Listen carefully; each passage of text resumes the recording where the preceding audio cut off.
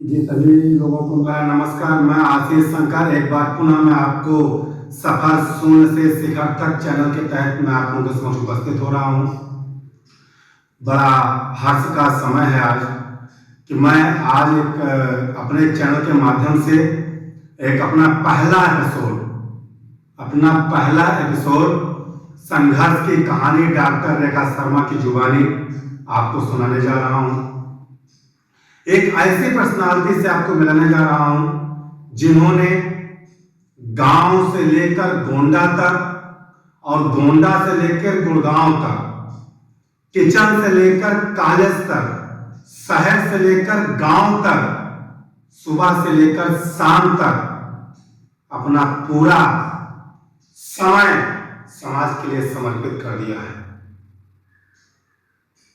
उनके जीवन में इतना संघर्ष रहा है, लेकिन सारा संघर्ष झेलते हुए, तूफानों को चीरती हुई, फाड़ती हुई और अपने जीवन का पताका समाज के सामने फहरा दिया है।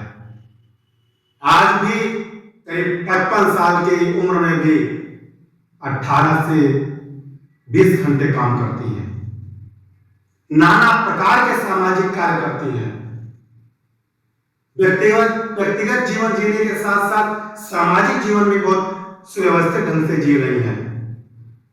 क्या कुछ उनके जीवन में होता है, कैसे होता है, कैसे कैसे किस प्रकार से उन्होंने संघर्ष किया है, किस प्रकार से उन्होंने अपनी पढ़ाई की है, किस प्रकार से उन्होंने अपने बच्चों की पढ़ाई करवाई है, किस प्रकार से उन्होंने अपने बच्चों का लालन पालन किया है, सब कुछ आज हम जानेंगे। एक ऐसी विदुषी महिला से जिनको अगर गोंडा का हम लोग गोंडावासी अगर मदर टेरेसा की उपाधि दें तो छोटा रहेगा। बहुत ही डायनेमिक महिला, आज के डेट में भी अपने बच्चों से कभी वो अपने छात्रों को अपना बच्चा ऐसा नहीं माना, नाना प्रकार का उनका सहयोग करना, उनको उनकी काउंसलिंग कराना। 10-90 के लोग काउंसलर हैं, LBS कॉलेज में प्रोफेसर हैं, ऐसे करीब 20 सामाजिक पदों पे वो सुशोभित कर रही हैं। और हम इस प्रकार से आज एक ऐसी विदुषी महिला को हम आपके समक्ष उपस्थित कर रहे हैं जिनके जीवन में वास्तव में बहुत बड़ा संघर्ष रहा है। और आज भी मैं देख रहा हूं, आप लोग भी कभी समय निकाल के देखिएगा कि उनके पास इतना समय नहीं है कि कभी कभी तो लगता है कि खाना भी नहीं खाई है। सुबह कॉलेज गई है, कॉलेज में उन्होंने अपने कॉलेज का काम किया, पढ़ाया, उसे कॉलेज से ही गाड़ी लेके निकल जाते हैं सामाजिक कार्य के लिए। कहीं कार्यक्रम हो रहा है, कहीं स्वदेशी जागरण मंच के तहत, कहीं विज्ञान का कोई कार्यक्रम चल रहा है, कहीं समाज का कोई कार्यक्रम चल रहा है, कहीं महिला सशक्तिकरण कोई कार्यक्रम चल रहा है, जो भी कार्यक्रम कहीं चल रहा है उसमें बढ़ चढ़ के हिस्सा लेती है। अभी जल्दी महोत्सव समाप्त हुआ है, उसमें तिरंगा यात्रा, क्या खूबसूरत तिरंगा यात्रा उन्होंने गोंडा में निकाली थी। इस प्रकार से ऐसी विदेशी महिला से हम आपको संपर्क कराएंगे, उनसे उनकी बातों को आप सुने, समझें। उनके जीवन में बहुत बड़ा प्रेम प्रसंग भी रहा है, वो भी आप सुने। किस प्रकार उन्होंने अपने जीवन को, किस प्रकार उन्होंने शादी किया, शादी का जीवन किस प्रकार उन्होंने निर्वहन किया, बच्चों का लालन कैसे किया, नाना प्रकार की चीजें आप सुनेंगे। तो ज्यादा समय न लेते हुए मैं फिर एक बार आशीष शंकर सफर शून्य से शिखर तक चैनल के माध्यम से संघर्ष की कहानी डॉक्टर रेखा शर्मा की जुबानी आपको सीधे ले चलते सुनाते हैं। और आप सुनिए, समझिए और चिंतन कीजिए। चिंता नहीं, चिंतन करने के लिए मैं आया हूं। और रील मत देखिए, रियल देखिए। रियल में कुछ नहीं है, रियल में सब कुछ है। चिंता है बड़ी चिता से भी नर को निर्जीव बनाती है। चिंता जीवित को खाती है, मुर्दे को चिता जलाती है। चिंता नहीं, चिंतन कीजिए। ऐसी पर्सनालिटियों से आप मिलिए। मेरा चैनल ही है कि ऐसे पर्सनालिटियों से आपको मिलाएंगे। आप उनके जीवन के संघर्ष को सुने, समझें और चिंतन करें कि किस प्रकार से उन्होंने अपने अभाव में ही अपना पूरा विकास किया है। उस प्रकार आप भी एक अभाव में अपना जीवन अच्छे से व्यवस्थित ढंग से जी सकते हैं। बहुत बहुत धन्यवाद। ले चलते हैं, आपको सीधे मिलाते हैं डॉक्टर रेखा शर्मा जी से। बहुत बहुत धन्यवाद। नमस्कार जी मैम, नमस्कार। आज हम फिर आपका समय ले रहे हैं। हमारा चैनल है सफर शून्य से शिखर तक, उसके तहत हमारी आपकी वार्ता चल रही है कि संघर्ष की कहानी डॉक्टर रेखा शर्मा की जुबानी। ये लाइन भी आपके ऊपर बहुत सुव्यवस्थित ढंग से लागू हो रही है, और जैसा कि आपका पता चला है कि आपका प्रारंभिक जीवन से लेकर के आज तक का जीवन बड़ा संघर्षमय रहा है, तो उसी के बारे में आपसे चर्चा करेंगे। सबसे पहले हम आपकी समरी जानना चाहते हैं कि प्रारंभिक शिक्षा आपकी कैसी रही, कहाँ पे हुई, शहर में हुई या गांव में हुई। वहीं से थोड़ा हमारे दर्शकों को बताना प्रारंभ करें कि प्रारंभिक शिक्षा आपकी कैसी हुई। मेरे पिता आयुर्वेदिक डॉक्टर थे और बहराइच जिला जस्ट पड़ोसी जिला है, वहाँ से 100 किलोमीटर दूर कतरनिया घाट रेंज, पहले तो फॉरेस्ट डिपार्टमेंट का रेंज था, आज वो सेंचुरी में कन्वर्ट हो चुका है।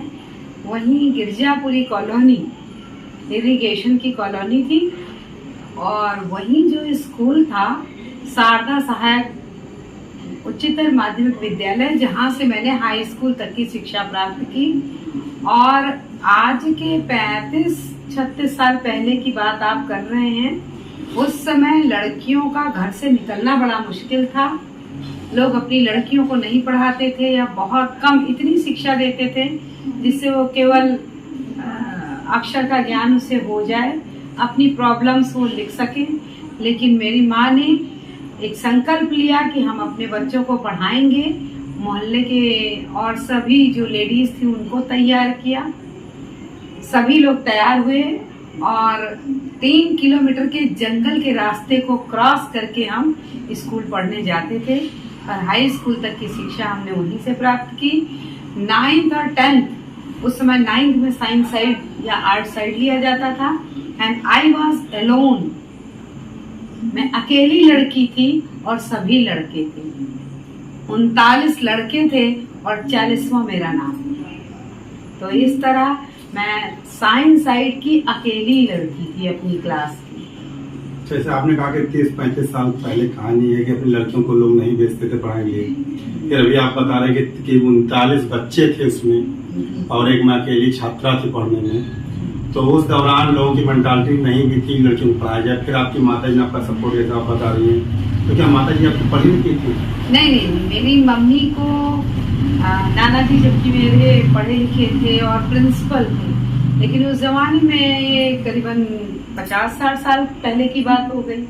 उस समय तो और महिलाओं को नहीं पढ़ाया जाता था। मेरी मम्मी को भी अक्षर ज्ञान दिया गया था, वो शब्द पहचानती थी, अक्षर पहचानती थी, हिंदी लिख लेती थी, लेकिन इंग्लिश उन्हें नहीं आता था। जब हम कक्षा 6 में पहली बार ABCD सीखने लगे तो मेरी माँ भी मेरे साथ सीखने लगी, हम सभी भाई बहनों के साथ। और स्थिति ये होती थी कि रोटी बनाते समय लोई बनाने से लेकर बेलने और सेकने तक चूल्हे पर मेरी मम्मी CAT कैट, कैट माने बिल्ली, इस तरह हम सभी लोग गाना गा के या रटते थे। और मम्मी कंपटीशन भी करती थी कि देखो पहले मैं याद करती हूँ या तुम। और आपको बताते हुए मुझे बहुत ही गौरव महसूस होता है कि हम लोग तो छोटे थे, हमारे लिए तो कठिन था सीखना, लेकिन मम्मी का माइंड तो मैच्योर था। मम्मी बहुत जल्दी सीख जाती थी, कुशाग्र बुद्धि की थी, और 17-18 पोयम उन्हें याद हो गए थे। और एक स्थिति ऐसी भी आ गई लास्ट में कि मेरी मम्मी अंग्रेजी का पेपर भी पढ़ लेती। बहुत अच्छी बात है, वो दर्शक भी, वो अभिभावक भी देखें कि अगर अपने बच्चों को पढ़ाना, तो ये नहीं है कि अगर आप नहीं पढ़ें तो आप कर नहीं सकते हैं। जो हमारे अभिभावक आज के डेट में अपने LKG, PG, प्ले ग्रुप के बच्चे के लिए भी ट्यूटर ढूंढते हैं, उनके लिए एक सीख है, एक नई मतलब विचार है आपके लिए कि आपकी माता जी ने उस समय, आज के 35-40 साल पहले ये विचारधारा थी, एक साक्षर महिला होकर के भी अपने बच्चों को पढ़ाई लिखाई और इस स्तर पहुंचा चुकी है कि आज उनके बच्चे करीब हजारों बच्चों को पढ़ा करके शिक्षित कर रहे हैं। ये बहुत बड़ी सोच थी। मैं धन्यवाद दूंगा, मैं बार बार प्रणाम करूंगा ऐसी माता को कि जिनके पढ़ाए हुए, जिनके दिखाए हुए मार्ग पर चल करके आप लोगों ने आज अपने परिवार का, अपने समाज का आज नाम कर रहे हैं। और आशीष जी, एक बात और मैं कहना चाहूंगी कि मेरे घर में जो संस्कार दिए गए वो केवल पढ़ाई का ही संस्कार नहीं दिया गया। हमें 24 घंटे में किस तरह अपने समय को गुजारना है, कैसे हमें सुबह से शाम तक का टाइम टेबल बनाना है, वो भी हमारी मम्मी सुनिश्चित करती थी। कब हमें उठना है, कब हमें सोना है, हमारी एक 24 घंटे की रूटीन बन जाती थी कि इस समय पढ़ना है, इस समय घर का काम करना है, इस समय खेलने जाना है, इस समय मम्मी के साथ पढ़ना है, इस समय अकेले पढ़ना है। इस तरह सुनिश्चित होता था। शाम को 7 बजे से लेकर 10 बजे तक हम सभी भाई बहन लालटेन के चारों ओर बैठ जाते थे और 10 बजे तक हम लोग पढ़ते थे। ये 3 घंटे ऐसे होते थे जब मम्मी खाना बनाती रहती थी और मम्मी से थोड़ी दूर पर ही बरामदा जहाँ हम लोग बैठकर पढ़ रहे होते थे, तो मम्मी कई एक निगाह हम लोगों को भी देखती रहती थी और थोड़ी देर अगर हो गया कि पन्ना हमने नहीं पढ़ता है या किसी भी भाई बहन ने, तो वहीं से कहती थी अरे मैं बहुत देर से देख रही हूँ, यानी कुछ कठिनाई है तुम्हें, इसलिए तुम उसी पेज पर हो अभी तक, तो उस कठिनाई को नोट कर लो बेटा और कल उसे अपने टीचर से जरूर पूछना।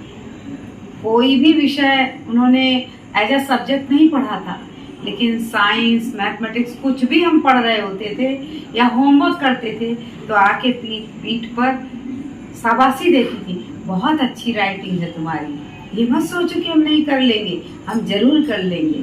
तो बस यही आपके चैनल के माध्यम से यही मैं लोगों को शिक्षा देना चाहती हूँ कि यदि आप अपने बच्चे को बनाना चाहते हैं तो आप समय निकालिए, बच्चों के लिए समय निकालिए। आपकी अगर बहुत व्यस्त जिंदगी है, बहुत व्यस्त रहते हैं आप, तो भी मैं कहूँगी कि बच्चों से अमूल्य आपके लिए और कुछ भी नहीं है, क्योंकि जिनको आपने जन्म दिया है सबसे पहली जिम्मेदारी है कि उनको आप एक अच्छा नागरिक बनाइए, उनको शिक्षित कीजिए, उनको अच्छे संस्कार दीजिए। तो जैसे लोग अपने बच्चों से तो अपेक्षा करते हैं कि मेरा बच्चा सिगरेट ना पिए, मेरा बच्चा बीड़ी ना पिए, मेरा बच्चा शराब ना पिए, मेरा बच्चा कोई गलत गतिविधि में इन्वॉल्व ना हो, लेकिन क्या कभी आपने अपना भी मूल्यांकन किया है कि हम सिगरेट पीते हैं या नहीं, हम पान खाते हैं या नहीं?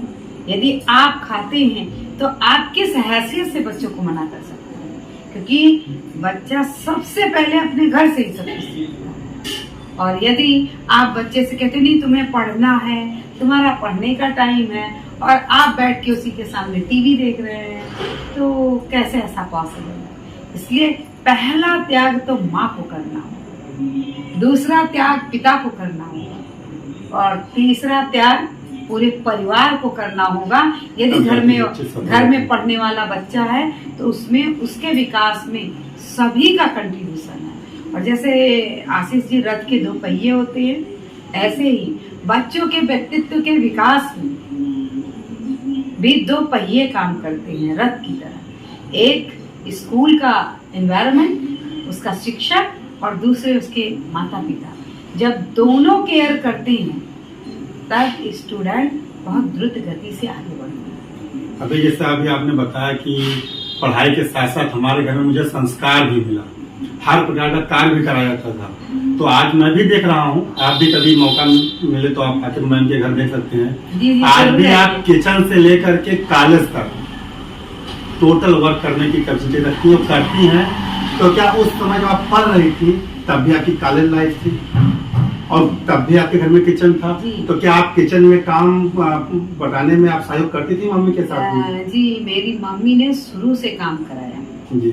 हमारा 4 बजे से लेकर 6 बजे तक का जो समय होता था, वो समय हमारा घर के काम का होता। जैसे बर्तन मांजना है, झाड़ू देना है, हमारे यहाँ सुबह शाम दोनों टाइम झाड़ू दिया जाता था, या घर की सफाई करनी है, या आटा मारना है, कोई बहन आटा मार रही तो कोई बहन सब्जी काट रही, वो भी रूटीन में चेंज होता था, सभी को काम करना पड़ता था। और यहाँ एक बात जरूर कहूँगी, मुझसे जो मेरी बड़ी बहन थी, उनका नाम सुमन मिश्रा, और मेरे घर की वो सबसे तेज बुद्धि की बच्ची थी।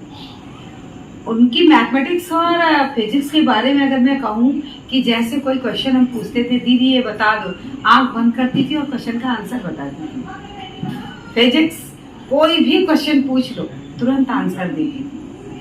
तो बहुत ही तेज दिमाग था उनका और वो बहुत कैलकुलेटिव थी कि मुझे जीवन में कुछ बनना है, कुछ करना है, और वो आईएएस बनना चाहती थी। और 9th या 10th से ही उसने ये सपना संजोया था, लेकिन आफ्टर मैरिज फिर उसने अपने बच्चों को बनाने में अपना पूरा कंट्रीब्यूशन दिया। अपने हस्बैंड, चूंकि हस्बैंड उनके पीसीएस अधिकारी रहे, तो अपने हस्बैंड के सहयोग, अपने परिवार के सहयोग के लिए उन्होंने नौकरी नहीं की। लेकिन आशीष जी, मुझे याद है कि जब उनका खाना बनाने का टर्न आता था तो वो मेरे घर में केले का पेड़ लगा पौधा था और वो जाती थी, पत्ते को तोड़ लेती थी और कहती थी, देखो मेरे पास इतना समय नहीं है कि मैं सबका बर्तन बाद में मांजूंगी, केले के पत्ते में सबको खाना परोसती थी। और मेरे घर में रोटी इतनी छोटी लोई की बनती थी, लेकिन जिस दिन उनका टर्न होता था वो इतनी बड़ी लोई बनाती थी, कहती थी एक ही रोटी खाओ। उतनी देर में पता नहीं मैं कितना याद करती थी। तो ऐसा जज्बा है। मैं तो यही कहूंगी प्रत्येक स्टूडेंट से कि small aim is the crime. यदि आपने अपनी सोच को बहुत छोटा बना रखा है, अपने सपने को बहुत छोटा कर रखा है, तो निश्चित आप जीवन में कुछ नहीं पाएंगे। और यदि आपने अपना सपना बहुत बड़ा देख रखा है और खुली आंखों से देख रखा है, प्रतिदिन अपने सपने को आप याद कर रहे हैं, तो निश्चित आपको मंजिल मिल के रहती है। क्योंकि जब आप अपने सपने को जहां आप पढ़ते हैं वहां एक छोटे से पेपर पर लिख के टांग दीजिए, I want to be a teacher, I want to be a doctor, I want to be an engineer, an IAS अधिकारी, जो भी आप बनना चाहते हैं उसे आप टांग दीजिए। और जब आप सोइए तो उसे एक बार देखिए और सोचिए कि क्या मैं आईएएस अधिकारी तो बनना चाहता हूँ, लेकिन क्या बनने के लिए आज उस उपलब्धि को प्राप्त करने के लिए मैंने कितने घंटे प्रयास किया है। वास्तव में यदि आपने सपना देखा है और जनवरी के महीने में आप अपना मूल्यांकन कर रहे हैं और किसी दिन आपने पढ़ाई नहीं की है, याद रखिए आपको पसीना आ जाएगा और आप रजाई छोड़ के बैठ जाएंगे। इतना तेज होता है हमारे अंदर। एक संकल्प लेने की आवश्यकता है। कहना चाहूंगी, ignited mind is the most powerful resource on the earth, under the earth, above the earth. और ये इग्नाइटेड माइंड हर एक स्टूडेंट के पास है। कोई स्टूडेंट ये कहता है कि मुझे कुछ याद नहीं होता, मैं बहुत कमजोर हूँ, मैं कुछ भी नहीं कर पाऊंगा, तो इट मीन्स कि वो नकारात्मक शक्तियों से घिरा हुआ है। उसका सही मार्गदर्शन करने वाला कोई नहीं। सही मार्गदर्शन करने वाला यदि आपको मिल जाता है तो बहुत कमजोर बच्चे भी बड़ी ऊंची छलांग मारते हैं और लक्ष्य को प्राप्त कर लेते हैं। मैं ये कहना चाहूंगी कि यदि आप कुछ बनना चाहते हैं तो उसकी तैयारी जब आप शुरू कीजिए और पढ़िए, आप किसी का दिमाग कमजोर नहीं है। मैं तो यही कहूंगी, जिन बातों को आप अपने दिमाग में बसा लेते हैं, प्रश्रय देते हैं, वो चीजें आपको याद हो जाती हैं। और जिन चीजों को आप महत्व, हमारा दिमाग महत्व नहीं देता, हम प्रेशर लेके पढ़ते हैं कि नहीं, आई हैव टू स्टडी, हमको पढ़ना ही है। अगर ऐसा सोच लेते हैं, इंजॉय करके नहीं पढ़ रहे, तो निश्चित हम बोल जाएंगे। देखिए आशीष जी, मान लीजिए कि 10 साल पहले किसी टीचर ने आपको, या जब आप स्टूडेंट थे, छोटे बच्चे थे, और आपके टीचर ने किसी बात पर आपको एक झापड़ मारा हो, और अभी आप कीजिए आपकी क्या ऐसा हुआ था, और यदि आपके जीवन में हुआ होगा, आपको तुरंत याद आ जाएगा। क्यों याद आ गया? क्योंकि जब झापड़ पड़ा आपको, या किसी को भी अगर किसी ने दंडित किया है, या कोई ऐसी घटना उसके साथ घट गई है जिसके दिल को छू गई, प्रभावित कर गई है, वो घटना कभी भी जीवन में नहीं भूलता व्यक्ति। तो फिर दिमाग कहाँ कमजोर है, याद रखा है उसी। तो ये है कि हम अपने दिमाग में किन चीजों को परमानेंसी के साथ उसको रिजर्व कर देते हैं। जैसे आप मोबाइल में बहुत सारे आपके मैसेज आते हैं, लेकिन कुछ डॉक्यूमेंट आप बिल्कुल उसको रिजर्व करके रखते हैं ना, कि वो डिलीट नहीं होता। ऐसे ही हमारे मस्तिष्क में हमारा जो ब्रेन है, इसमें एक हिप्पोकैम्पस पार्ट होता है जो शॉर्ट टर्म मेमोरी को लॉन्ग टर्म मेमोरी में फीड कर देता है। छोटी छोटी घटनाएं हमको प्रतिदिन की नहीं याद रहती, भूल जाते हैं। आपने परसों क्या खाना खाया था, याद करना पड़ेगा। आज 1 महीना पहले आपने क्या खाया था, आप भूल गए। अगर ब्रेन हमारा भूले ना तो हम पागल हो जाएंगे।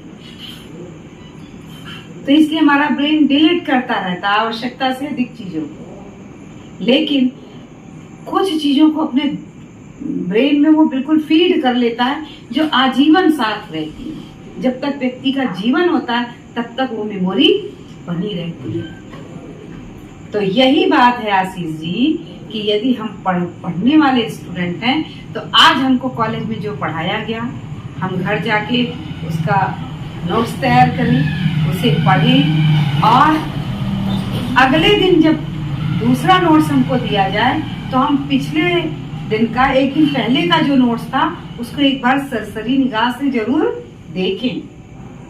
और मैं यही कहना चाहूंगी कि जो भी आप पढ़िए, आज पढ़ रहे हैं तो प्रतिदिन नई नई चीज पढ़ेंगे, लेकिन 3 दिन बाद पिछली पढ़ी हुई चीज को याद कीजिए, फिर 7 दिन बाद उसको देखिए, फिर 15 दिन बाद देखिए, फिर 1 महीने बाद उसे पलट कर देखिए, और एक सीक्वेंस बना लीजिए कि हम आगे ऐसे ही बढ़ते जाएंगे। तो पीछे के चैप्टर का रोटेशन 3 दिन पर, 6 दिन पर, फिर 15 दिन पर, फिर 1 महीने पे अगर हम ऐसा करते हैं तो वो चीज हमको बिल्कुल याद है।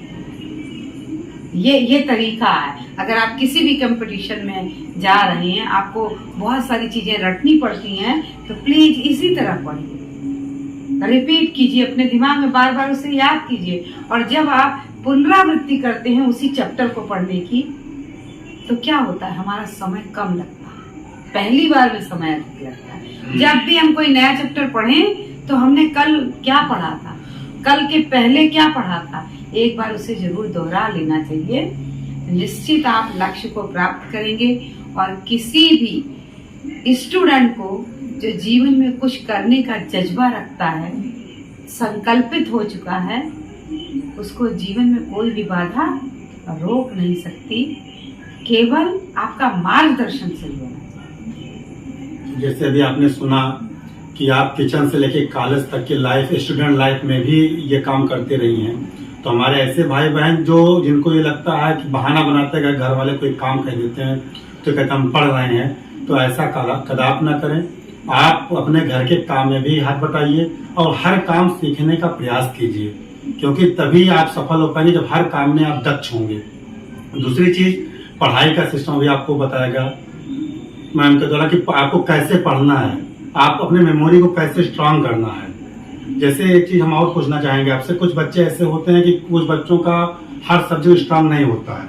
हमने भी कहीं सुना है कि आपका भी बायो स्ट्रांग था, बट मैथमेटिक्स आपकी कुछ लूज थी, तो आपने उसको कैसे कवर किया? या हमारे जो भाई बहन, किसी की हिंदी स्ट्रांग है, किसी की मैथ स्ट्रांग, किसी इंग्लिश स्ट्रांग है, तो और जो कॉमन सब्जेक्ट है, क्योंकि आज के समय में इतने कंपटीशन एग्जाम हो रहे हैं, उसमें अब कई सब्जेक्ट आते हैं।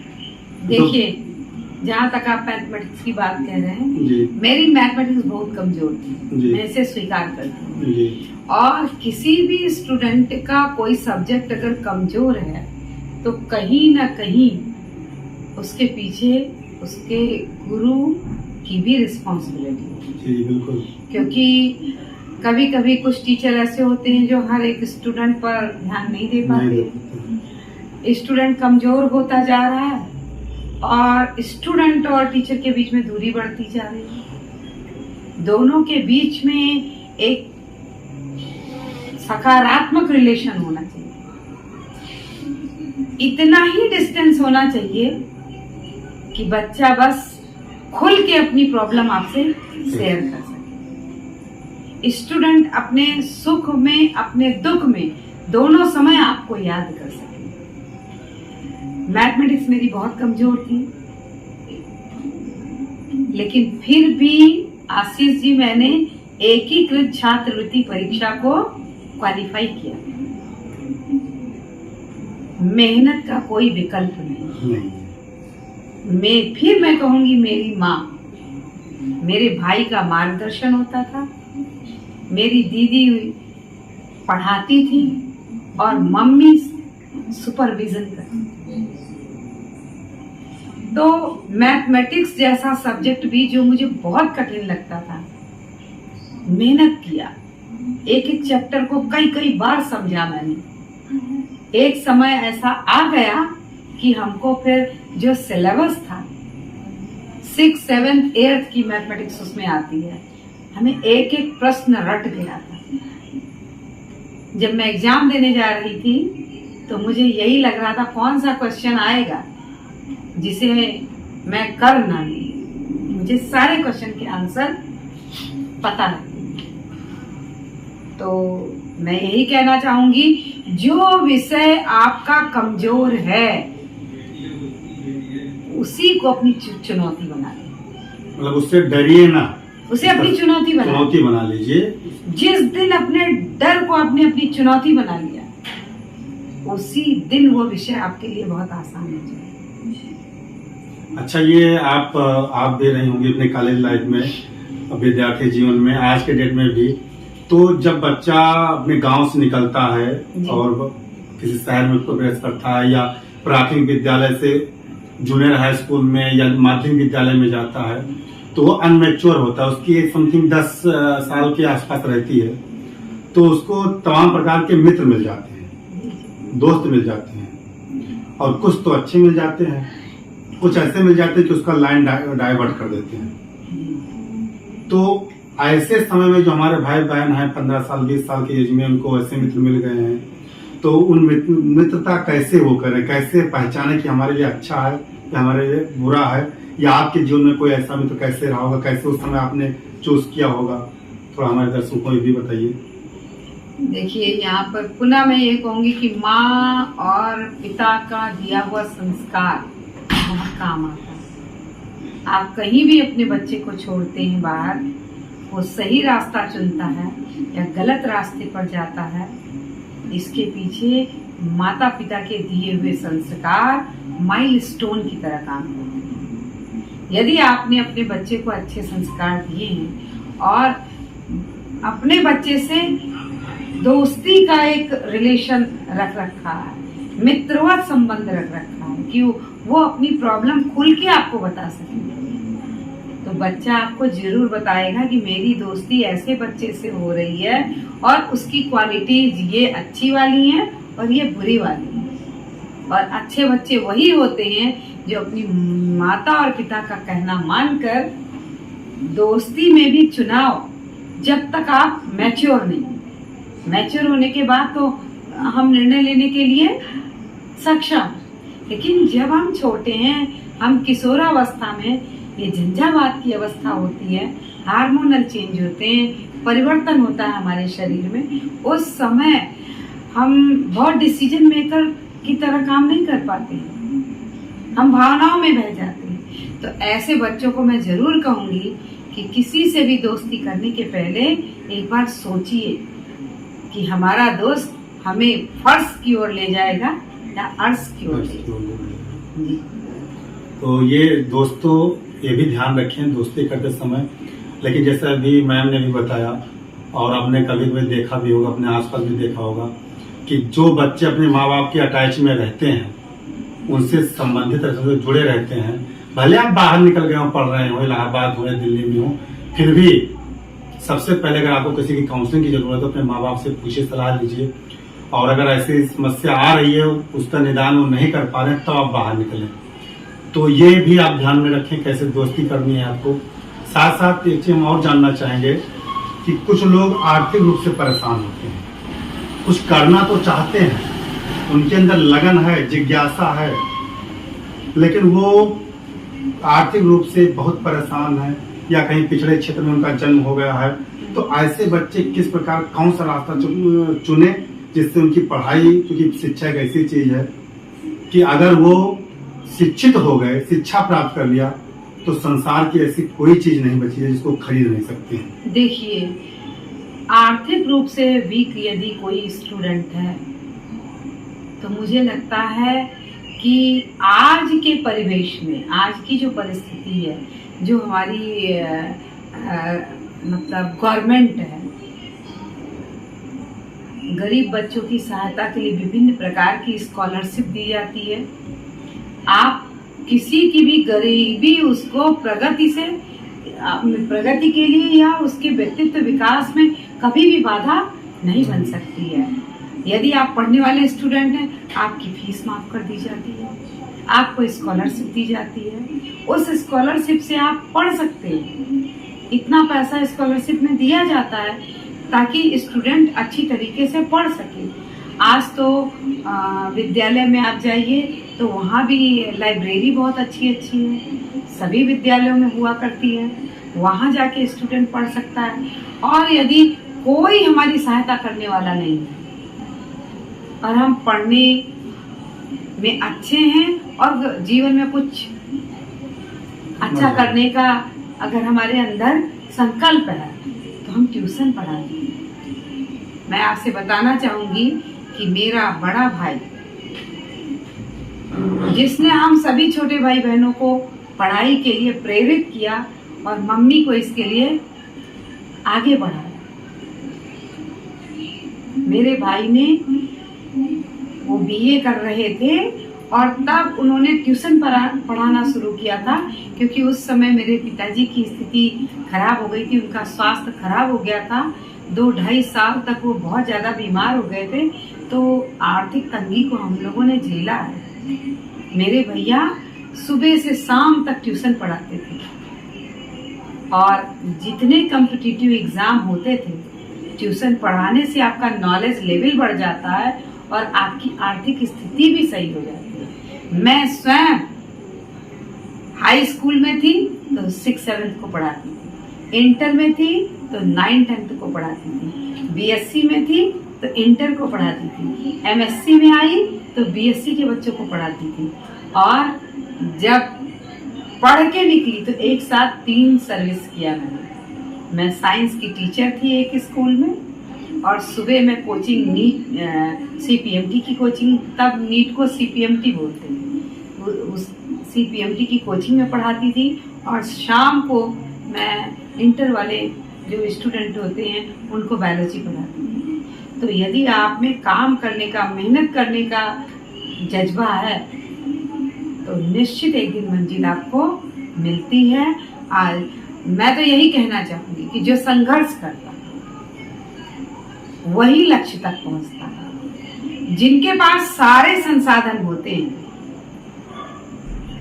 जिनके बच्चे चांदी की थाली में और चांदी की चम्मच से खाते हैं, उनको कोई नहीं जानता आशीष जी, क्योंकि वो बिल्कुल पैरालाइज हो जाते हैं। आगे तो वही बढ़ता है जो संघर्ष करता है। एक शेर को आप पिंजरे में, चिड़ियाघर में बांध देते हैं और उसके आगे उसका भोजन रख देते हैं, उसके अंदर की जो स्फूर्ति होती है धीरे धीरे धीरे धीरे कम हो जाती है। और यदि वो जंगल में स्वच्छंद घूमता है, शिकार खुद दौड़ के करता है, संघर्ष करता है, तो देखिए उसकी तेजी क्या होती है। आप एक गांव के बच्चे को देख लीजिए और एक जिसको हर समय माता पिता बिल्कुल ऐसे पालते हैं कि जैसे कोई छू न ले, कहीं जाए ना, बिल्कुल अपने से चिपकाए रखते हैं, जमीन में एक बार भी उसको बैठने नहीं देते हैं, प्रकृति से दूर रखते हैं, बिल्कुल हर समय उसे बिल्कुल एसी में बैठाए रखते हैं, उन बच्चों की इम्यूनिटी कम हो जाती है। और जो बच्चे मिट्टी में खेलते हैं, प्रकृति के साथ रहते हैं, उनकी इम्यूनिटी ज़्यादा होती है। तो मेरा सिर्फ यही कहना है कि आप अपने बच्चे को अच्छा एनवायरनमेंट दें, और जब आप बच्चे को अच्छा संस्कार देंगे तो निश्चित वो पढ़ने में आगे बढ़ेगा और अपना सपना, आपका सपना जरूर पूरा करेगा। यहाँ एक बात और कहना चाहूंगी आशीष भाई, कि आजकल स्पेशली मध्यम वर्गीय परिवार के लिए कहना चाहूंगी,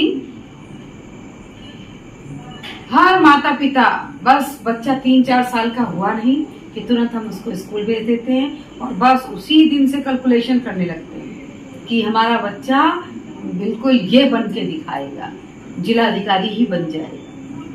हर बच्चे की स्किल अलग अलग है, उसकी स्किल के अनुसार उसको शिक्षा दीजिए।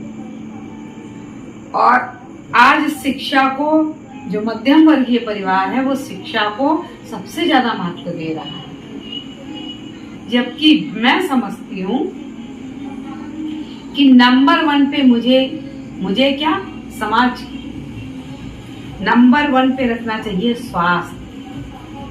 आप सबसे पहले अपने बच्चे के स्वास्थ्य के प्रति सजग हो।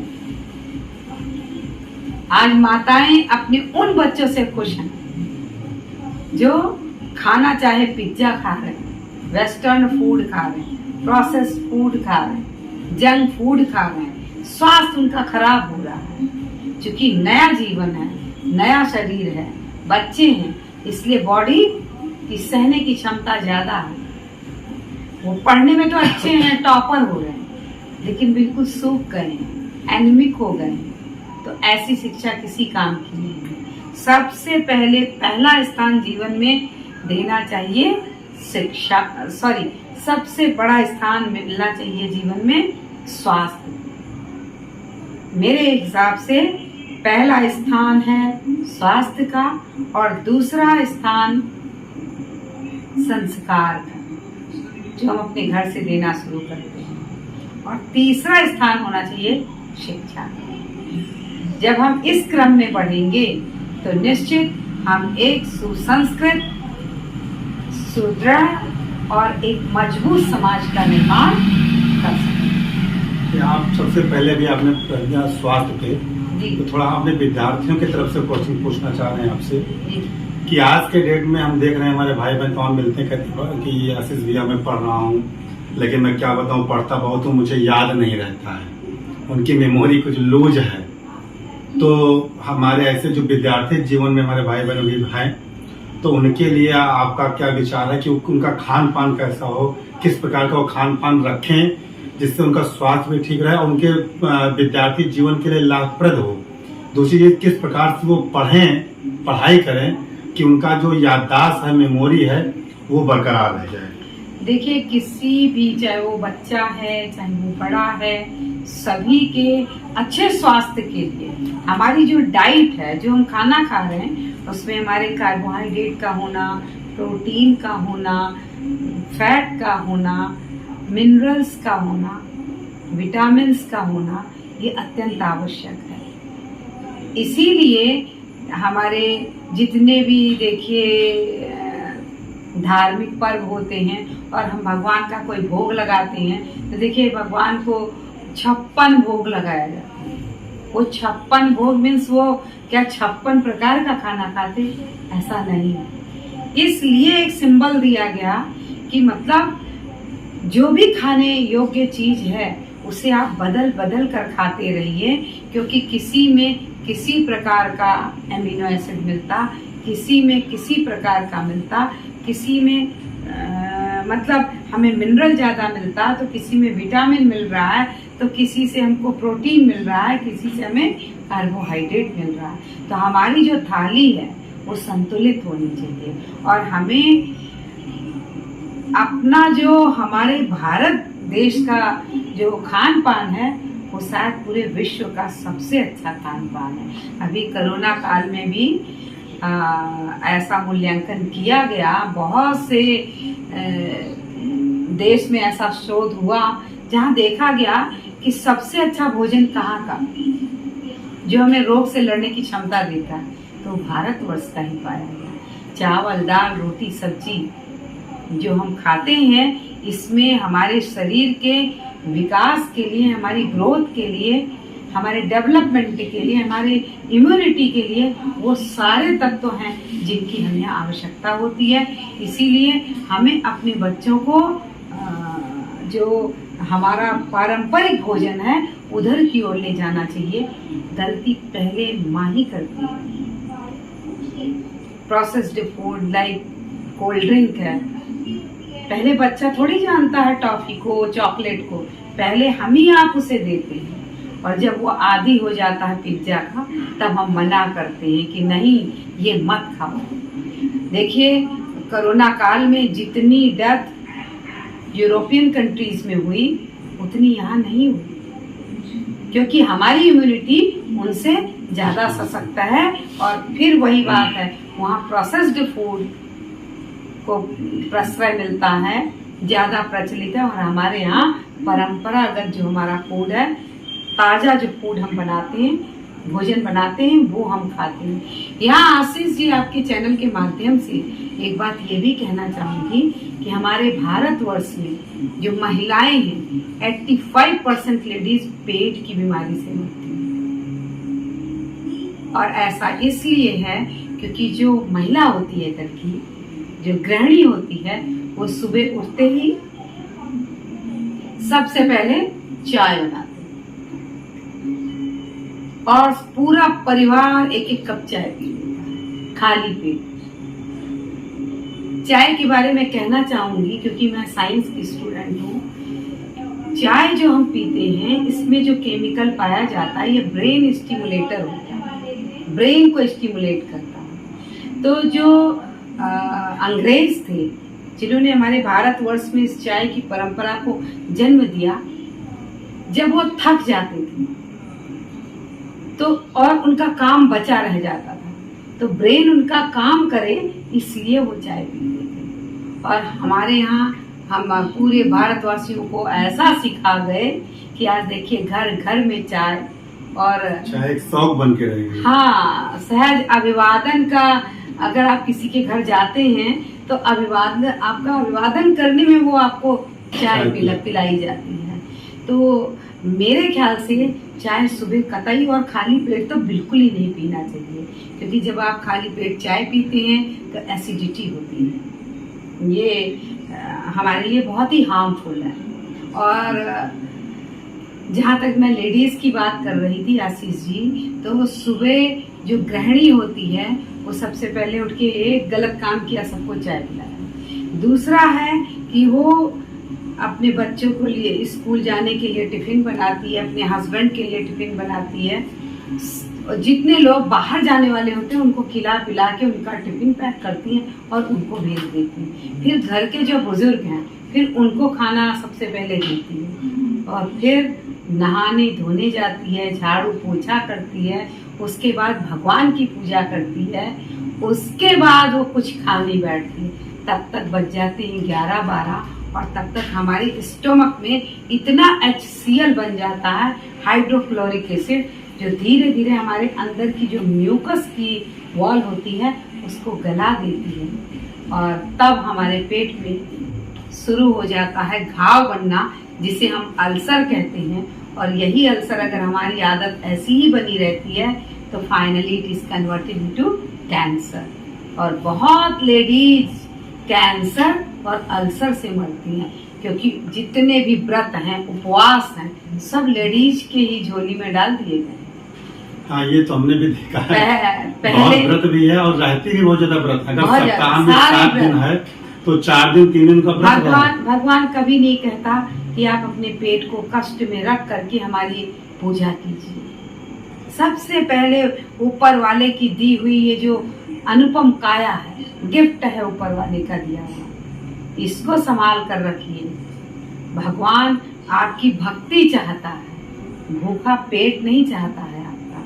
यदि आप स्वस्थ हैं बिल्कुल, तब आप व्रत रहिए।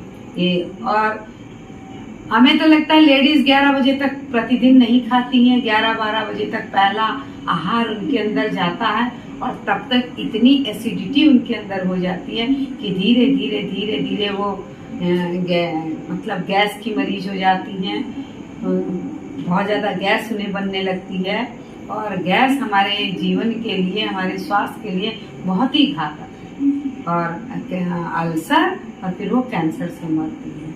साथ ही साथ आपके चैनल के माध्यम से ये भी कहना चाहूँगी कि हमारे समाज में जो लोग व्यापारी वर्ग हैं उनके लिए कहना चाहूँगी कि व्यापारी वर्ग यह नहीं सोचता कि हम थोड़ी सी मिलावट कर दे रहे हैं अनाज में, सब्जियों में। हर चीज़ तो आज प्रदूषित दिख रहा है और मिलावट कर दे रहे हैं, तो उनको लगता है हम कोई बहुत बड़ी गलती नहीं कर रहे। लेकिन आपके चैनल के माध्यम से बताना चाहूँगी कि ये मीठा जहर बांटा जा रहा है। चाहे वो तेल में मिलावट कर दी जाए, चाहे दाल में मिलावट कर दी जाए, चाहे वो चावल में मिलावट हो, चाहे पत्ती में मिलावट हो, आपके मसालों में मिलावट हो, सभी चीज़ों में मिलावट कर दी जाती है। तो आपके चैनल के माध्यम से ये आग्रह करूँगी कि ऐसा ना करें। ये आपसे एक जघन्य अपराध हो रहा है, क्योंकि आप एक ऐसा अपराध कर रहे हैं कि प्रतिदिन आप जहर परोस रहे हैं और यह मीठा जहर धीरे धीरे धीरे धीरे पूरे समाज को अस्वस्थ कर रहा है। आप सब्जी मंडी में चले जाइए, किसी भी ठेले पर देखिए, उनके नाखून आपको हल्के हरे रंग के दिखाई देंगे। बगल में एक बाल्टी रखे रहते हैं, बाल्टी में जो पानी होता है देखिए हरे रंग का होता है। थोड़ी थोड़ी देर पर अपनी सब्जियों पर वो हरे रंग का पानी डालते रहते हैं ताकि वो पब्लिक को कंफ्यूज कर सके कि हमारी सब्जी बहुत ही ताजी है, बहुत ही अच्छी है। लेकिन ऐसा नहीं करना चाहिए, क्योंकि जिस ग्रीन कलर का वो प्रयोग करते हैं, जिस हरे रंग का वो प्रयोग करते हैं, वो हरा रंग metallic green colour and that is not edible, जो खाने योग्य नहीं है। और यदि हम उसे खा लेते हैं तो फिर अल्सर और कैंसर से हमको कोई नहीं बचा सकता है। आप अरहर की दाल, जो इसे पीली दाल कहते हैं, हमारी बॉटनी की भाषा में कैजेनस कजन कहते हैं, तो अरहर की दाल को आप कभी धुल के देखिए। जैसे ही आप पानी डालेंगे आपका वो पानी पीला हो जाता है। क्या अरहर की दाल ने रंग छोड़ा? नहीं, उसे कलर कर दिया गया ताकि वो चमकदार दिखाई दे। तो ऐसी दाल हमें नहीं खरीदनी चाहिए, और यदि हमने खरीद ही लिया है तो तब तक ऐसी दाल को आशीष जी धुलना चाहिए जब तक कि पानी ट्रांसपेरेंट ना हो जाए। तब आप कुछ हद तक फूड के एडल्ट्रेशन से बच सकते हैं।